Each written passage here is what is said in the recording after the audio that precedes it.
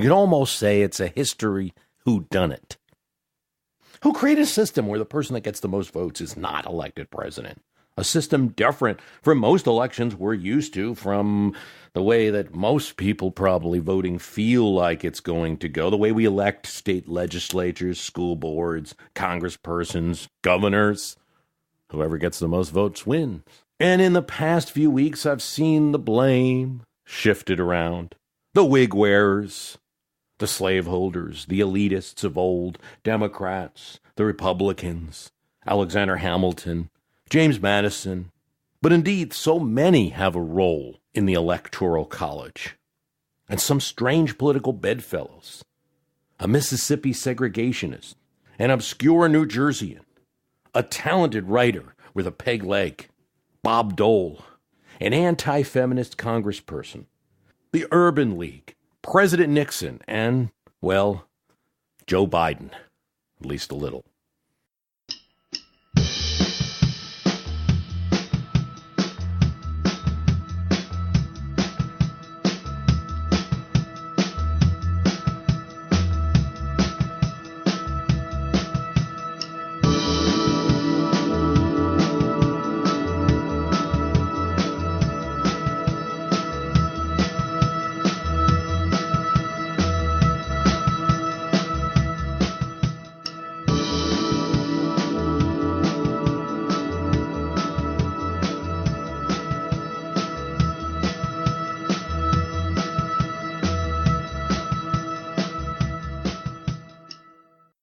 Let's start here. And it might be a strange place because you're probably expecting me to talk about that convention in Philadelphia in 1787. But I want to start here, 1969, in the U.S. Senate, on a very obscure Senate committee, or really subcommittee, the Judiciary Subcommittee on Constitutional Amendments. Pretty far from finance, appropriations, foreign affairs, not something that's going to get the flashbulbs going. But here, at this time, the prairie populist, Birch Bayh, was an unlikely player in shaping the nation's most important decision. He was a young man on a mission, 26 years old, described in the New York Times as handsome, tall, ambitious. Not too many of them in the Senate, right? He was elected to the Indiana House of Representatives when he was age 26. He would soon be elected Speaker of that body, the youngest ever in that state. He would finish his law degree while he was serving in the legislature. Then he runs for Senate in 1962 and defeats a legend in Republican politics. Now he's in the Senate. And as a young senator, Democrats have the majority. He can expect not exactly the golden plum assignment. He's getting this subcommittee. Doesn't matter. He aimed to turn the subcommittee into an opportunity, into something that would get attention. And in the 1960s, a time of quick change, it's not such a bad idea, perhaps, to be on a committee of amendments to the Constitution. In fact, he works with other members, including a crafty old House member, Emanuel Seller from Brooklyn, who had been elected to Congress in 1923 and had worked on many civil rights bills. After the assassination of President Kennedy, they start working on the 25th Amendment, which is going to change the line of presidential succession. In the future, he's going to go on to work on the 26th Amendment, allowing 18-year-olds the right to vote. Birch Bayh will do this.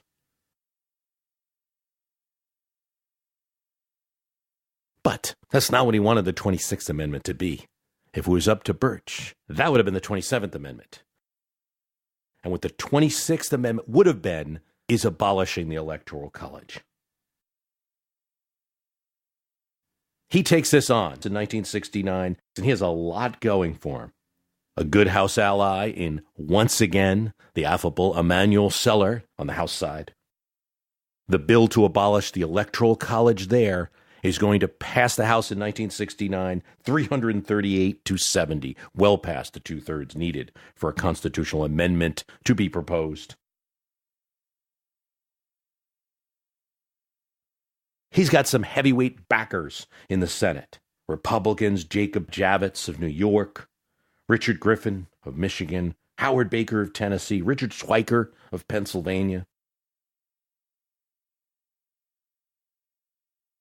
He's got great institutional support, great organizations behind him. The American Bar Association wants the Electoral College abolished.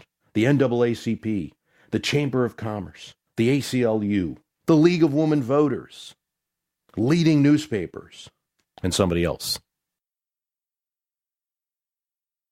The President of the United States, Richard Nixon.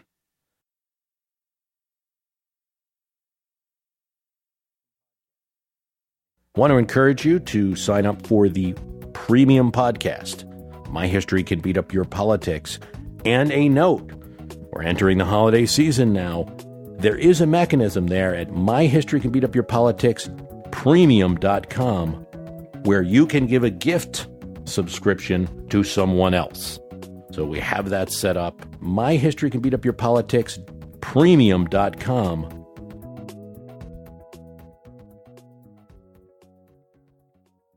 Nixon had come on board because his 1968 win was close and his opponent, Hubert Humphrey, almost could have snuck in with a narrow Electoral College win due to the presence of a third-party candidate, George Wallace. A change in less than 200,000 votes, where Nixon got 500,000 in the popular vote, but a change of less than 200,000 votes could have earned Humphrey the presidency. And more dangerously, a change of just 46,000 votes in the right states would have made it a tie and put all of the power in the hands of George Wallace. Now, Nixon had a Southern strategy, and he'd work with Wallace, probably better than Humphrey could, but he certainly didn't want to have to kowtow to him. During the election of 1968, the candidates sensed where this might go. Maybe Humphrey's going to win a narrow Electoral College majority. Nixon says the popular vote winner should win the election. Humphrey defends the Constitution. Now he's in office. After winning the election, Nixon voices support for changing the way the nation elects its president so that this situation will never happen again.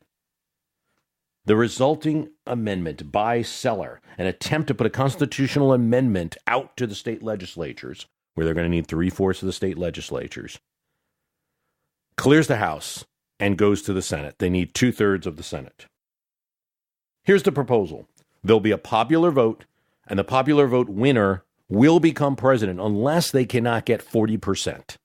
So if someone's only able to get like a plurality of 36% because there's third parties in the race, say, there's a runoff, and the two top candidates will fight it off.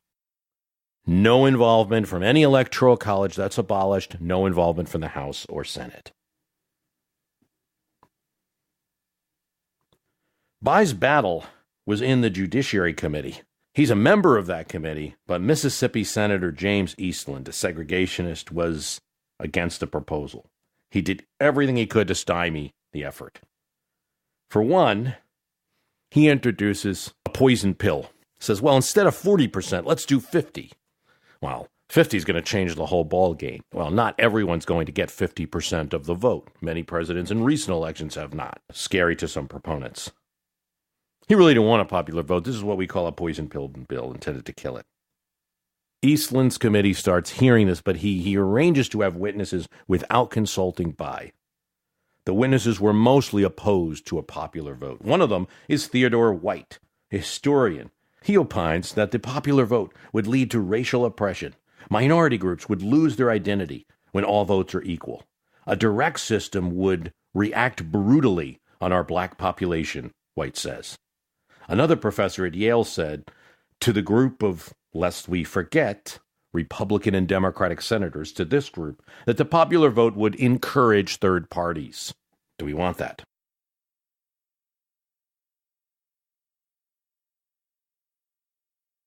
Then they interview Dr. Lloyd Bailey. He's an ophthalmologist from North Carolina. And during the election, while North Carolina went for Nixon, he, as an elector, was what they call a faithless elector. He didn't follow the state's voters' instructions. He voted for George Wallace in the Electoral College instead of Nixon. He liked Nixon, he said, but when he saw that Nixon appointed Kissinger And Kissinger and some other administration appointees have ties to that Council of Foreign Relations, and you know that's just a communist group. Senator Strom Thurmond, who's on the Judiciary Committee, supports Bailey's choice. This shows the independence of the American voter, the American elector, that the framers wanted when they formed the Constitution. Lacking some good witnesses in the Judiciary Committee, senators speak out for it. And you have two significant Republicans. One is Howard Baker, Republican of Tennessee. Tennessee is a somewhat small state. It's also a southern state. So his support for Bayh's amendment, for Bayh's constitutional amendment, is crucial here. Although the Electoral College remains, its reason for being has passed. It's more than a harmless anachronism. It's a dangerous impediment between the voting citizen and the highest office of the land.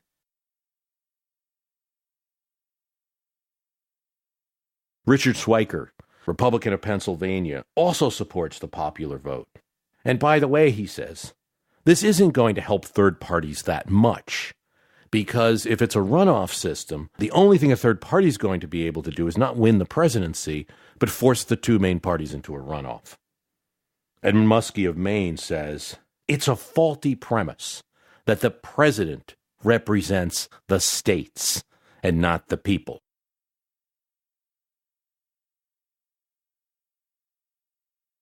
Bayh has the support of the Senate Judiciary Committee. He's got to get it through the committee and then onto the floor of the Senate. He has the support. He likely has the votes, even if the chairman, Eastland, is very much against him.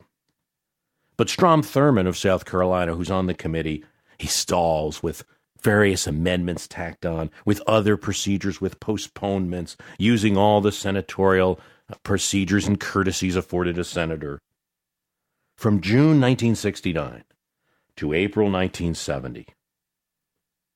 Strom Thurmond's throughout this time threatening an actual filibuster if the matter comes up. This is dangerous because you know a filibuster in the Senate. So while the senator's up there and saying like, let me read now, from the book of Job and this and that, and and another thing, it was the best of times, it was the worst of times. While they're talking on, and Thurmond is one of the great masters of the filibuster and could do this very well. The senators can interrupt for a procedural motion to do a cloture vote, and if you can get 60 senators, you can stop that senator from talking. But on a committee, there is no cloture procedure. A senator could endlessly keep talking and talking and talking, and Thurmond's threatening to do this. Meanwhile, while all this is going on, President Nixon, who had supported the notion of getting rid of the Electoral College, is becoming a little bit more tepid. And now his attorney general tells the newspapers, John Mitchell, that he would support it, but he wouldn't push it in Congress.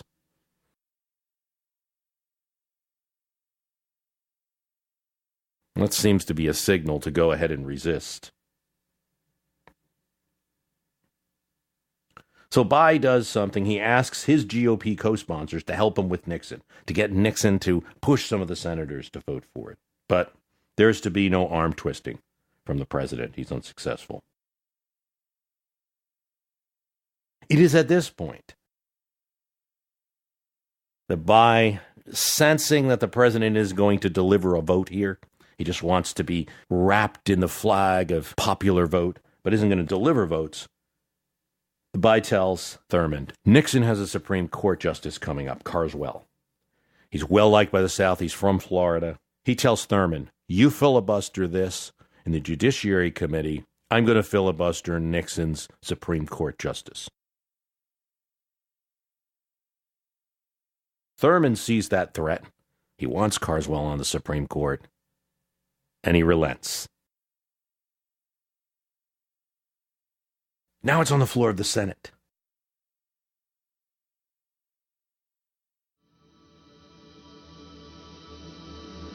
So a quick question from a listener. I was asked on the Fans of By History Can Beat Up Your Politics by David Griffin if the Electoral College was invented by Alexander Hamilton, as there are a number of people saying that on memes on Facebook right now. This is because of the recent confrontation between the cast of the play Hamilton and Mike Pence at one of the shows, and some people are responding, well, isn't it ironic? Alexander Hamilton invented the Electoral College. And the answer is that he didn't.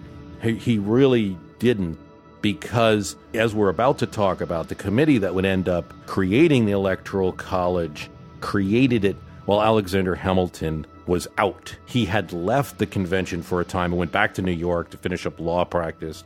He was a little frustrated. Actually, Alexander Hamilton, during the Constitutional Convention, was outvoted most of the time. Voting was by state delegations. He was with two conservatives. So New York's votes were going to them, and he was outvoted most of the time.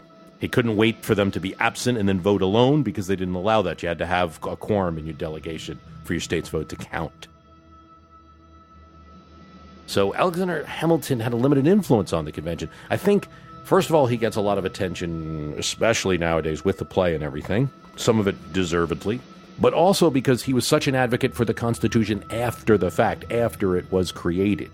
But you can't say he created the Electoral College. That was done in a committee we're about to talk about, and he wasn't a member of the committee.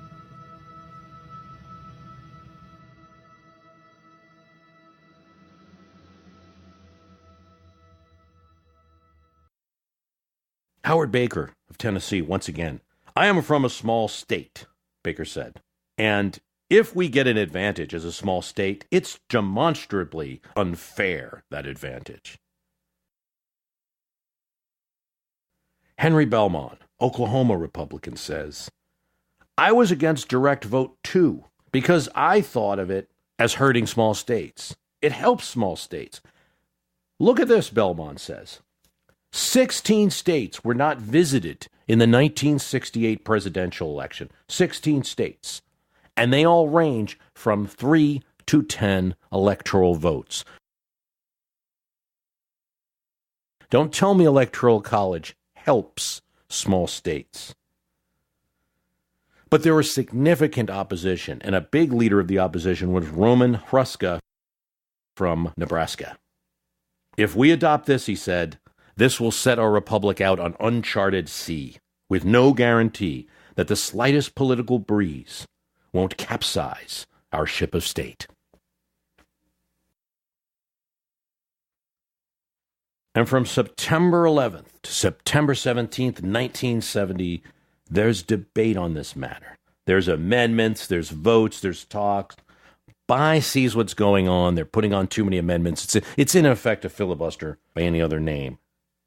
Majority Leader Mansfield, leader of the Democrats who supports the bill, calls for cloture to end the amendments to have a vote. That motion for cloture fails by 6 votes. Birch Bayh tries one more play. He's already sacrificed his big weapon, the filibuster of a Supreme Court justice. Didn't need it anyway, but sacrificed it for the sake of getting a popular vote. Now he says Birch Bayh, will stop the business of the Senate until this filibuster stops and there's a vote on his bill. It's a reversal of sorts. See, he as a senator can block unanimous consent to normal business. I'll stop doing that, he says. I'll shut this Senate down. This is something that even his own Democrats, Mike Mansfield, the majority leader, don't want him to do. Yet he does it. This forces a final cloture vote on September 29th, 1970.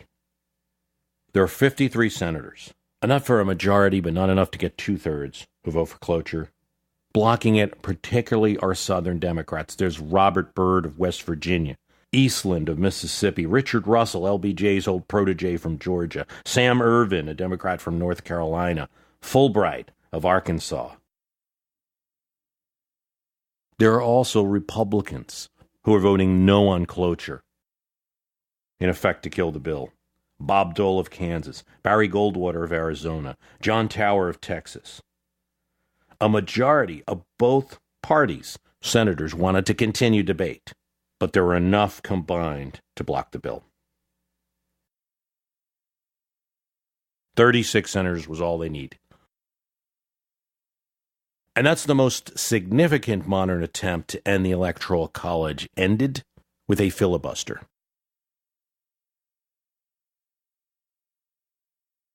New York Times writes a scathing editorial after it's over, saying, indicating how a filibuster is so inappropriate for this type of bill because all the Senate would have been doing by approving it is sending it out to the states.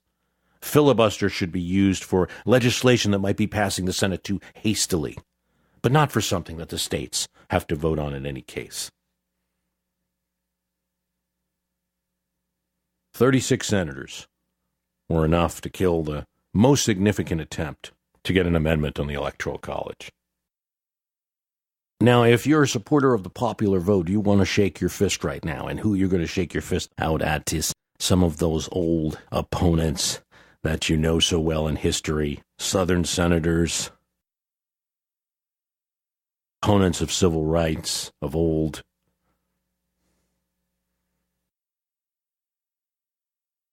It's harder to do that with Bayh's next attempt to do it in 1976. After the 1976 election, Carter wins. There's still some concern because a shift of 10,000 votes in this very narrow election in Hawaii and Ohio would have elected Ford over Carter, even though Carter would have had more popular votes. So Bayh brings up his amendment idea again. It's 10 years from when he first started in committees.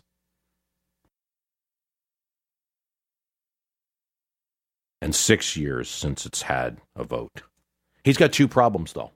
Emanuel Seller, his buddy in the House, has been defeated. Seller, although he was a big supporter of civil rights, very progressive Democrat in many ways, just could not get behind feminism and could not get behind an equal rights amendment or any kind of legislation helping women. He's defeated in a surprising election by an upstart named Elizabeth Holtzman. The other problem that Bayh has is that Jimmy Carter, though he was elected with a popular vote majority, it was slim, and he's looking at, in 4 years, maybe he might need the Electoral College, so he's somewhat hesitant. After all, he did get the votes of a lot of small states. So there's other delays and other opposition from senators. It takes until 1979 before he's able to launch his bill, and Carter does grudgingly support it. So it is, in effect, the president's plan to eliminate the Electoral College. But this time, Bayh notices the country has big problems in the 70s. He says himself, if anyone came up to me on the street and said they want to talk about the popular vote instead of gas rationing, inflation, or the SALT treaty, I'd tell them they were out of their mind. Yet he introduces a vote, and this time something interesting happens. Now, in the late 70s, the American Jewish Council, the Urban League, some liberal groups are thinking that the Electoral College is the only way to enforce the vote of cities. So now, while he increases, there's a good number of Southern Democrats who support his bill. Robert Byrd, who had opposed the cloture motion, meaning he voted to kill the bill the last time, now is on Bayh's side. Bob Dole, Republican of Kansas, who had voted to kill the bill last time, now is on Bayh's side. But he's lost another important group, Northern liberals. Bill Bradley, Daniel Patrick Moynihan of New York, who argues that it's not about winning a majority, but it's about winning majorities and making sure that all interests have a role. On the Republican side, Richard Schweiker of Pennsylvania, Charles Percy of Illinois, liberals who had supported the 1970 effort, are now against it. And significantly, today's time, Senator Joe Biden of Delaware votes no. There's no filibuster. Actually gets to the floor of the Senate, but it fails 51-48. I think it's important to tell this story because the easy story to tell about the Electoral College is it was forged in ancient times with people with powdered hair ancient for American purposes anyway, 200 years ago. But this isn't just a matter of something that was created by the founding fathers and that we have today. There was a significant attempt to change it during the reform years of the 60s when the 23rd, 24th, 25th, and also the 26th Amendment were passed. Amendments weren't out of the question at that time. Congress knew how to do them. State legislatures were used to amendment votes at this point. This was a debate that happened on this issue in a fairly modern time, color TV times. The great fear repeated over and over again during those congressional and senatorial debates is that there could perhaps be a popular vote winner who wouldn't win the election. Here's a congressman from Ohio, James O'Hara. Democracy's test is that the will of the people shall prevail.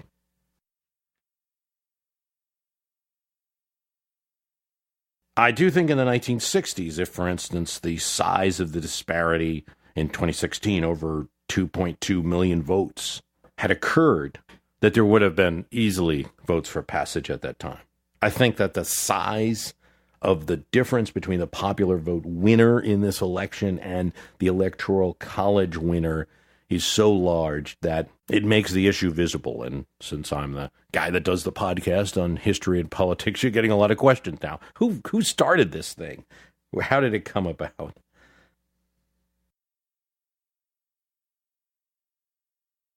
The way I like to look at the Constitutional Convention of Philadelphia is really the beginning of the nation. Of course, you could say that's not the case. It was 1776, and then you had a Revolutionary War, and then Yorktown was 1781, and there was a long time before the 1787 convention. But in real terms, there wasn't. In fact, if you take it from the time we ratified the Treaty of Paris, which officially ended the Revolutionary War, that's the beginning of 1784, to the Annapolis Convention, which set the stage for the Constitutional Convention, 1786, you're talking about 2.5 years. Not very good one. Times of recession, times of rebellion, of problems between states. Really just 2.5 years. And then you have the Constitutional Convention.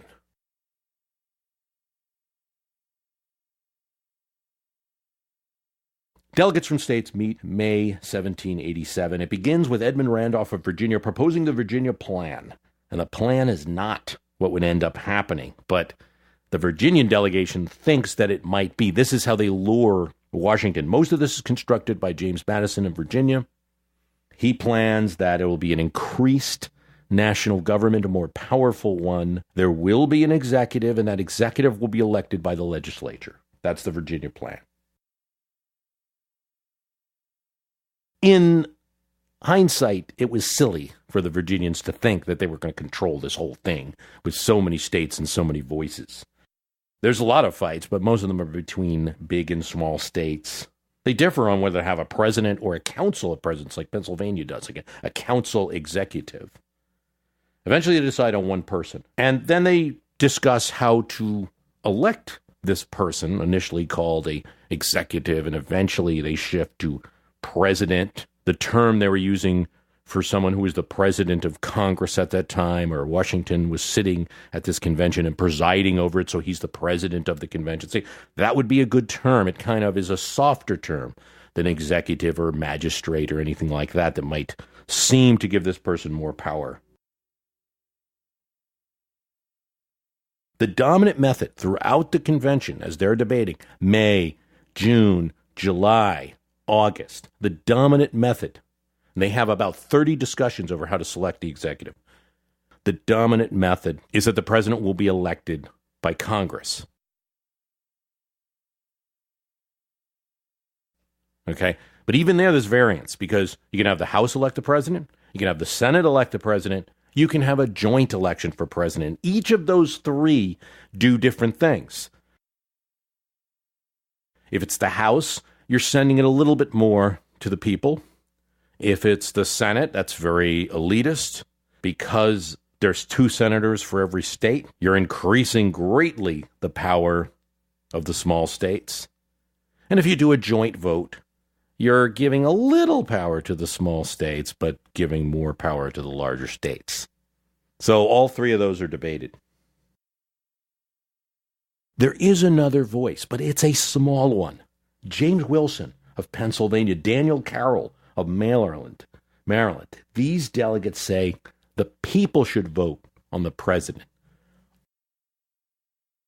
Only if you have a vote of the people for president are you going to give this office the independent mandate that it should have. Not only that, the people, Wilson argues, are going to be much less subject to cabal and cooperation. How are all the people in all these varied states going to get together and agree on a cabal? All right, they're going to end up doing what's right if you give a popular vote for president.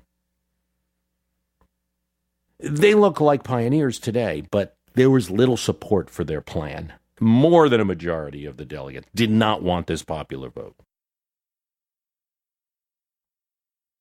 A very common objection is summed up by Charles Pinckney of South Carolina. The people would be led by a few active and designing men.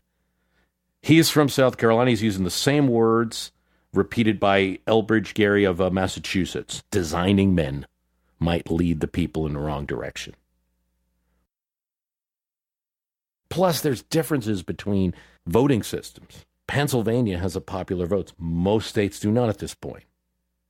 Many states are going to continue into the 1820s, selecting electors even, not by popular vote, by state legislature.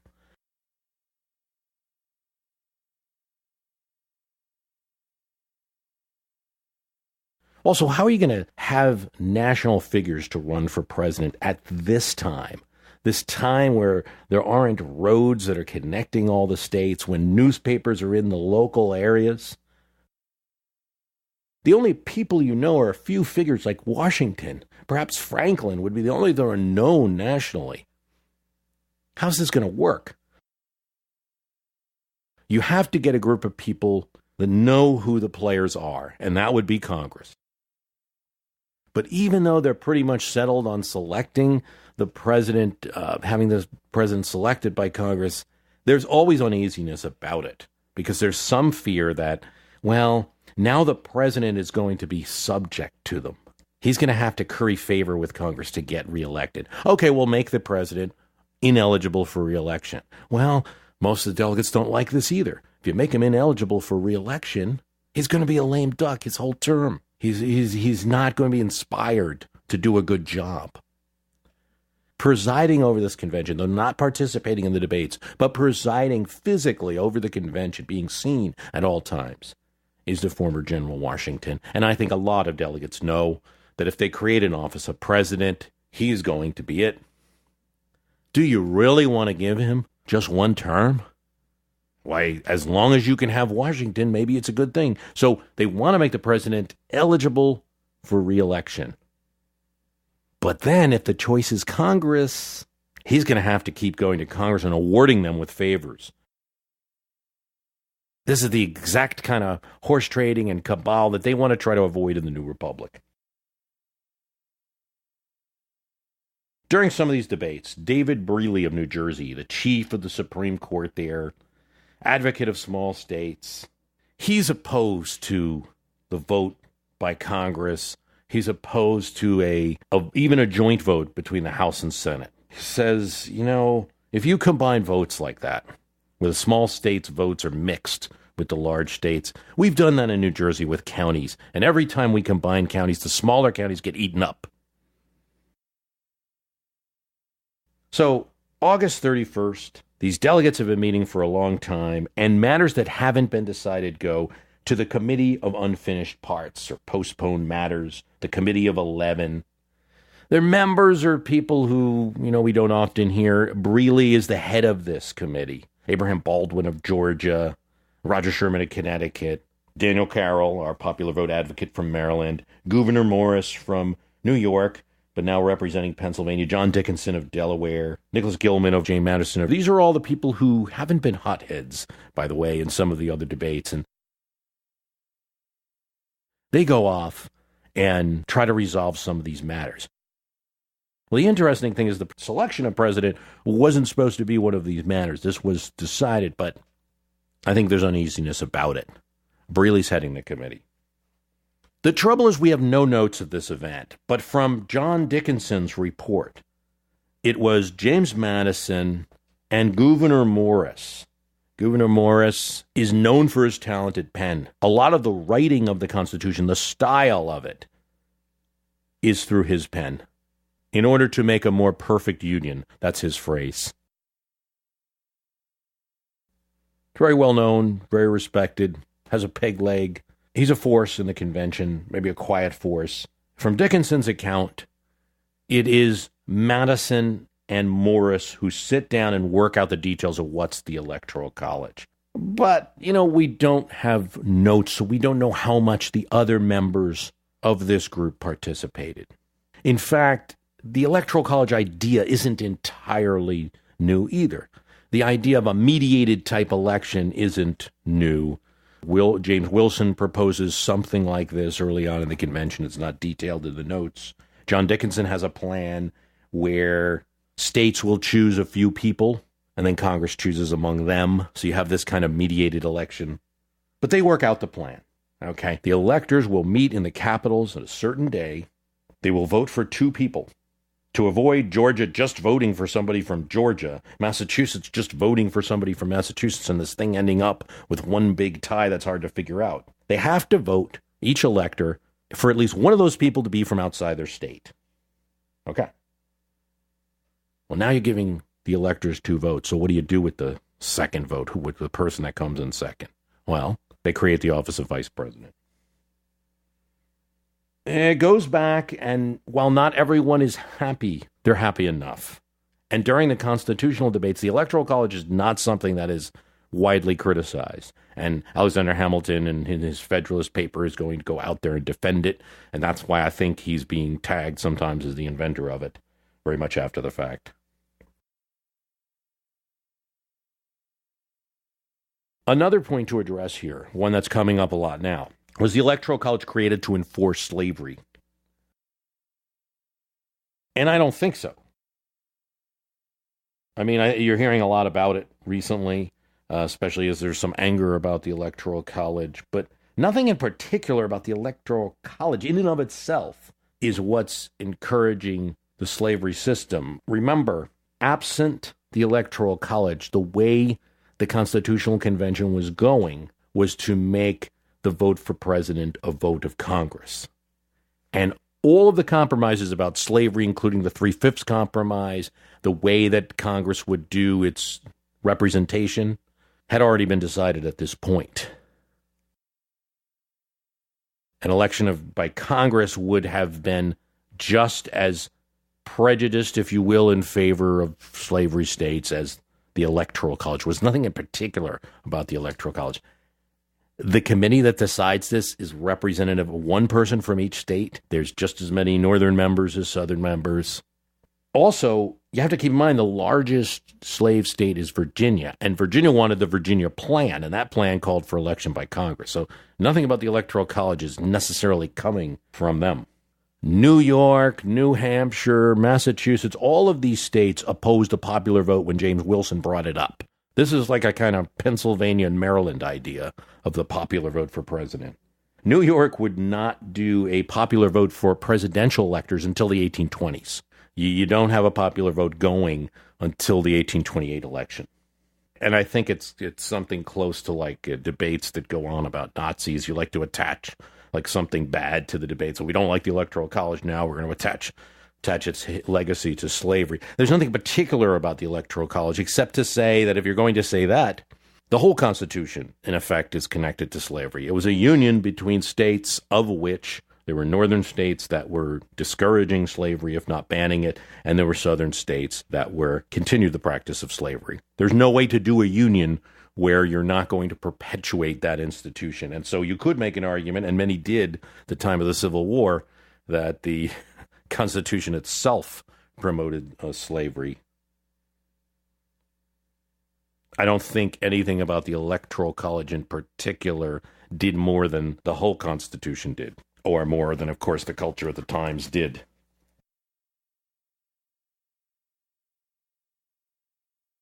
Well, I hope we solved that mystery. I think that what you see in this story is that there's many contributors, and every time we talk about constitutional amendments, we also look at modern times. If something is wrong, why hasn't it been overturned? While the rules for passing a constitutional amendment are difficult, they're not impossible. It's been done 27 times. They can be done. So moderns bear some responsibility, just as the framers of the Constitution do as well. I want to thank you for listening.